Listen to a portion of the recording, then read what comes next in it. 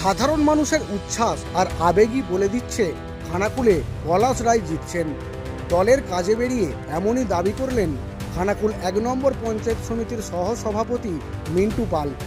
নববর্ষের দিন দলীয় কর্মী সমর্থকদের নিয়ে দাইনান এলাকার ১২৩ নম্বর বুথ এলাকায় দলের দেওয়া দায়িত্ব পালন করতে দেখা যায় মিন্টু পালকে। হাতে গোনা আর কয়েকদিন পরেই নির্বাচন। বাংলা বর্ষের শেষ দিনে অভিষেক বন্দ্যোপাধ্যায় ভার্চুয়াল মিটিং করে নেতাকর্মীদের নিজেদের দায়িত্ব যথাযথভাবে পালনের নির্দেশ দিয়েছেন। সেই নির্দেশ পাওয়ার পরই বছরের প্রথম দিনেই কর্মী সমর্থকদের নিয়ে কাজে লেগে পড়েছেন মিন্টু পাল।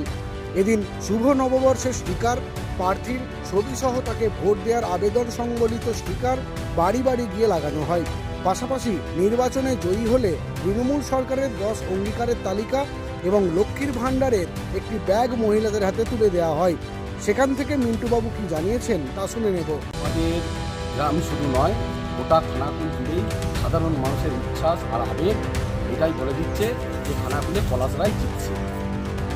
শুধু আমাদের গ্রাম নয়, আমাদের গ্রামে তো উচ্ছ্বাস আছেই, পাশাপাশি সব গ্রামে আপনারা কালকে দেখেছেন রাজাটিতে আমাদের তৃণমূল কংগ্রেসের প্রার্থী পলাশ রায়ের সমর্থনে আমাদের রাজ্যসভার সাংসদ এবং চলচ্চিত্র জগতের বিশিষ্ট অভিনেত্রী কোয়েল মল্লিক এসেছিলেন রাজাটিতে।